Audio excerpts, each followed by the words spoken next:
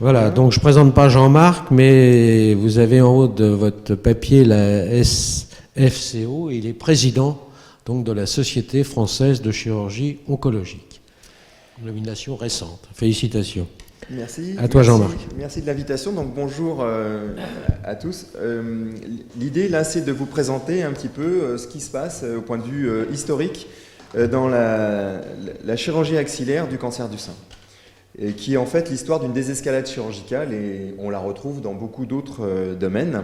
Quand on regarde ce schéma, depuis 1993, début du ganglion sentinelle, à 2012, début des protocoles qui arrêtent toute exploration chirurgicale axillaire, on voit qu'il y a du chemin de parcouru.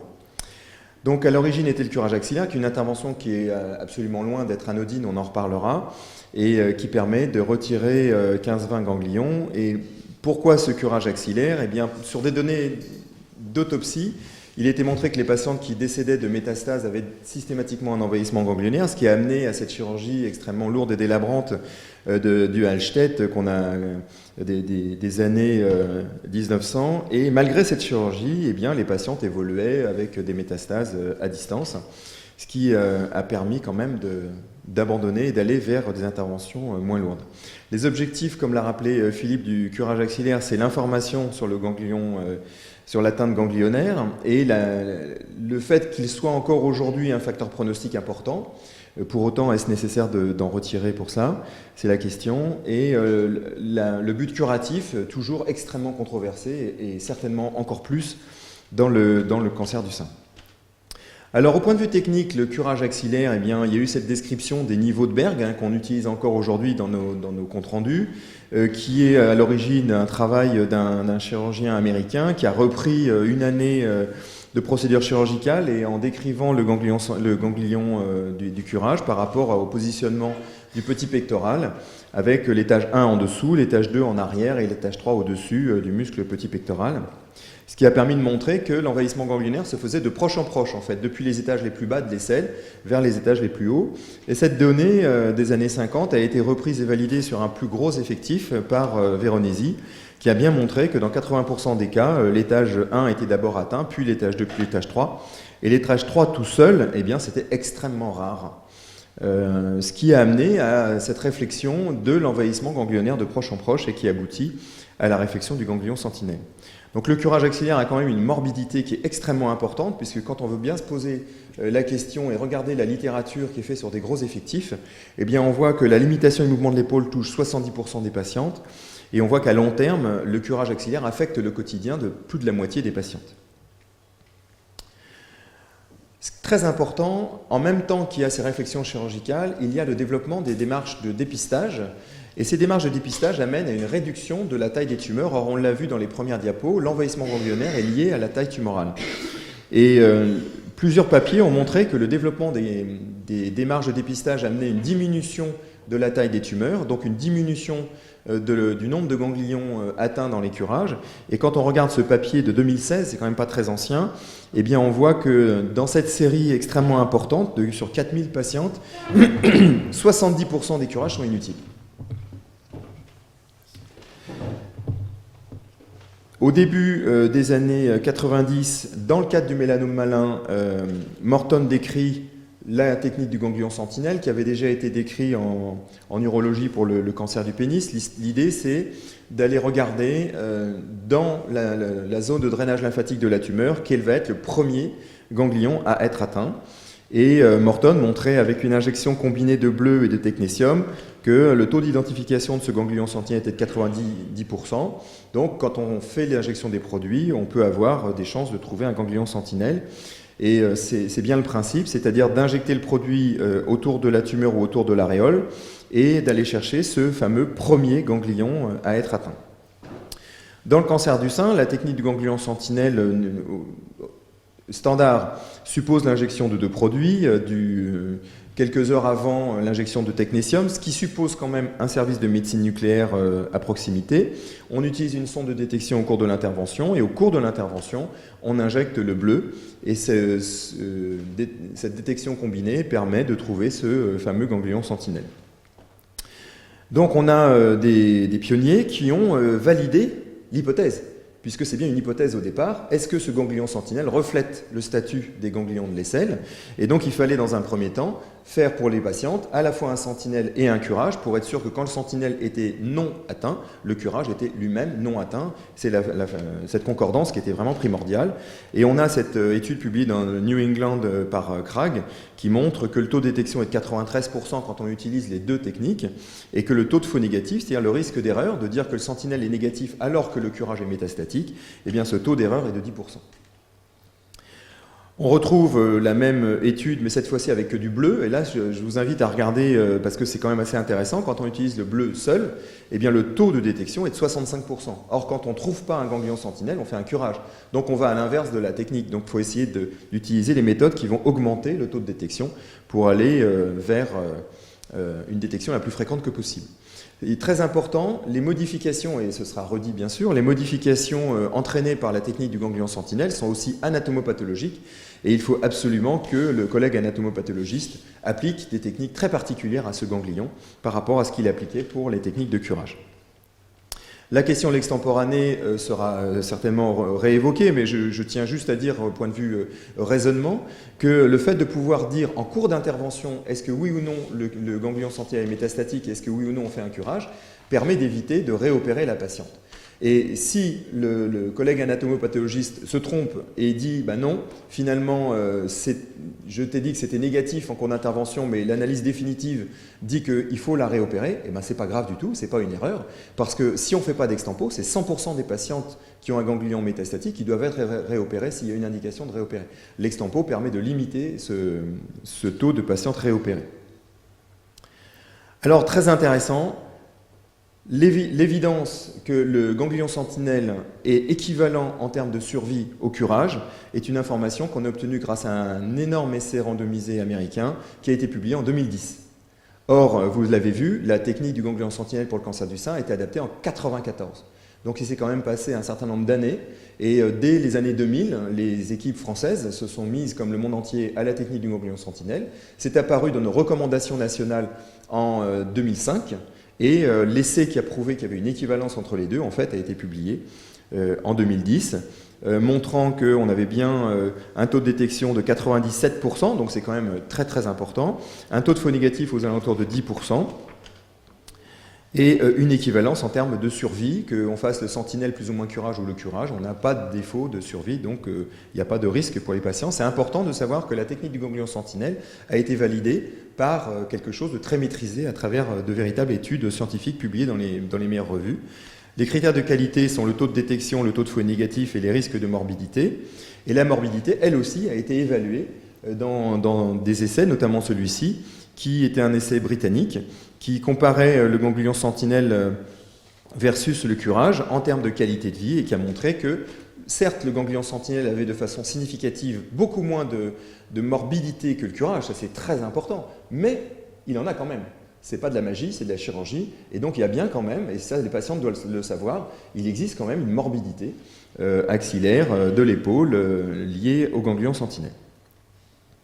Il y a aussi des considérations médico-économiques, c'est très important, et à travers une étude publiée en 2010, on a pu montrer que si on fait un ganglion sentinelle seul pour une patiente qui n'aura pas de curage, eh bien, c'est pas plus cher que le curage, même si on utilise des techniques d'anapathe particulières, de la médecine nucléaire, eh bien, c'est moins cher que de faire un curage à cause de la morbidité qui est bien moindre que le curage. Quelles sont les indications? Ça a été dit, on le propose dans l'in situ, c'est très particulier pour des tumeurs qui sont très diffuses avec mastectomie. On le propose dans le cancer infiltrant pour des tumeurs qui vont de T0 à T2, unifocales, même si une chirurgie a déjà été faite pour enlever la tumeur, que la chirurgie soit conservatrice ou radicale, et à partir du moment où il n'y a pas d'atteinte clinique au niveau axillaire. Vous verrez que ces indications, elles évoluent. Et le ganglion sentinelle ne fait pas disparaître les indications de curage. Si on ne trouve pas le ganglion sentinelle, si le ganglion sentinelle est métastatique, pendant longtemps, il est resté des indications de curage axillaire complémentaire. Alors aujourd'hui, qu'est-ce qu'il en est? Quelles sont les innovations? Vers où on va? Eh bien, on va évoluer vers des modes de détection un petit peu alternatifs. Et vous avez là, par exemple, la technique Sentimag avec des nanoparticules qui sont des particules électromagnétiques qui permettent d'éviter les problèmes du bleu qui sont des problèmes allergiques, qui permet d'éviter le problème lié à la médecine nucléaire, qui sont les problèmes d'organisation, de nécessité absolue d'avoir un service de médecine nucléaire, ce qui n'est pas donné à tous les centres de chirurgie qui font de la chirurgie du cancer du sein. Donc cette technique-là est une alternative qui permet, sans bleu et sans technétium, d'aller chercher un ganglion sentinelle. Et vous avez, de la même façon, des essais qui ont montré qu'il y avait une concordance entre les résultats qu'on peut obtenir avec les techniques classiques et les résultats qu'on peut obtenir avec cette nouvelle façon de trouver un ganglion sentinelle. Vous avez aussi, et ça apparaît dans plein de spécialités, dans plein de domaines, l'arrivée du verre d'indocyanine qui nécessite une caméra particulière et qui là aussi peut être utilisée pour retrouver des ganglions. Et en matière de cancer du sein, on a une étude qui a été faite, une méta-analyse, qui montre que le taux de détection est tout à fait intéressant par rapport aux techniques classiques. Je pense que c'est très important quand on parle d'innovation de s'assurer qu'il y a une validation parce que les innovations sont intéressantes à partir du moment où on prouve qu'il n'y a pas de risque pour les patients. Alors, autre chose intéressante que notre collègue qui fera la NAPAT après pourra évoquer, c'est la technique OSNA, c'est-à-dire qu'au lieu de faire un échantillonnage avec la technique anatomopathologique classique, eh bien, on va donner la totalité du ganglion sentinelle dans cette machine qui va faire en fait une recherche de nombre de copies, donc c'est de la biologie moléculaire. Il y a alors ça a été aussi largement travaillé en comparaison avec les techniques de médecine nucléaire, d'anapath classique. Il y a un problème de timing, c'est-à-dire que quand on met 4 ganglions sentinelles dans la machine, il faut attendre 1 heure pour qu'elle vous donne le résultat, mais elle vous donne le résultat échelonné entre micrométastase, macrométastase. Cette technique est rentrée dans les options possibles du NICE anglo-saxon, c'est-à-dire des recommandations anglo-saxonnes, et également comme option tout à fait possible et validée dans les recommandations Saint-Paul-de-Vence en France. Il y a une équivalence entre curage axillaire et radiothérapie, démontrée par cet essai très important européen Amaros, qui s'est posé quelle question? Eh bien, quand le ganglion sentinelle est métastatique, est-ce qu'il faut de façon obligée faire un curage ou est-ce qu'on ne peut pas faire juste des rayons de l'aisselle? Cet essai a montré qu'il y avait une équivalence entre les deux techniques. Et là, on arrive, après avoir fait la désescalade du Hallstedt au curage, du curage au ganglion sentinelle, eh bien, on arrive vers l'abandon du curage dans certaines circonstances qui étaient pourtant jusqu'à présent des indications. Quand le ganglion sentinelle est micrométastatique, une étude, l'étude de validation du ganglion sentinelle avait caché une étude de micrométastase, c'est-à-dire que personne n'avait l'information, c'était en double aveugle, personne n'avait l'information est-ce que le ganglion sentinelle est micrométastatique ou pas. Et puis ensuite, on a regardé à la fin de l'essai, et quand on a eu les 8 ans de survie, on a regardé cette information micrométastase. Eh bien, les patientes qui avaient un ganglion sentinelle micrométastatique avaient la même survie que les patientes qui n'avaient pas d'envahissement ganglionnaire du tout. Donc c'est quand même très intéressant. Ensuite, la question de la macrométastase, et là vous voyez qu'on va vraiment vers la désescalade, c'est-à-dire que le ganglion sentinelle est trouvé, et l'analyse n'a pas dit il y a une macrométastase à l'intérieur. Et bien vous avez un essai américain qui a un certain nombre de biais méthodologiques qui fait qu'il y a des critiques sur cet essai, mais quand même, cet essai conclut à une équivalence de survie que les patientes aient ou non moins de 3 macrométastases dans le ganglion sentinelle, donc pas forcément de différence à faire ou pas un curage dans cette situation. C'est quand même extrêmement intéressant et ça fait bouger les lignes sur ce qu'on peut penser de l'intérêt thérapeutique du curage. Du fait de ces biais méthodologiques, les Français, autour du professeur Hufnagel et à Pauli Calmette, ont monté un nouvel essai qui est en cours, qui est l'essai CERC, qui sert à refaire l'essai américain en essayant d'éviter les biais de cet essai, notamment d'aller au bout du nombre de patientes. Et là, aujourd'hui, cet essai est à la moitié de son recrutement pour, pareil, dire est-ce que quand le ganglion sentinelle est métastatique, c'est vraiment indispensable pour la survie de la patiente d'aller faire un curage ou pas. L'évaluation par les ultrasons, ça a déjà été extrêmement bien dit par ma collègue sur cette exploration qui est aujourd'hui recommandée.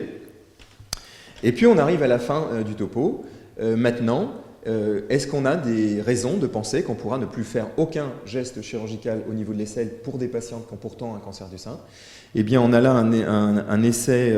alors là, c'est une autre question. Là, c'est la question de l'échec de détection.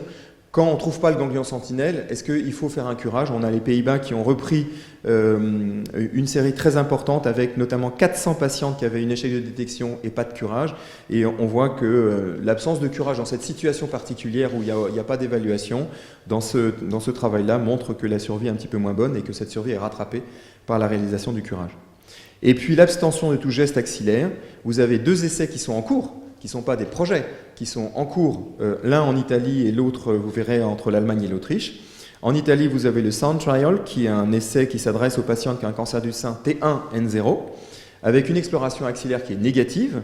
Et s'il y a le moindre doute, il y a une biopsie pour prouver que c'est bien négatif. Donc on a des aisselles qui sont négatives, uniquement une chirurgie conservatrice et un tirage au sort entre ganglion sentinelle plus ou moins curage versus une simple observation de l'aisselle sans aucun geste chirurgical et aucun changement des champs de radiothérapie.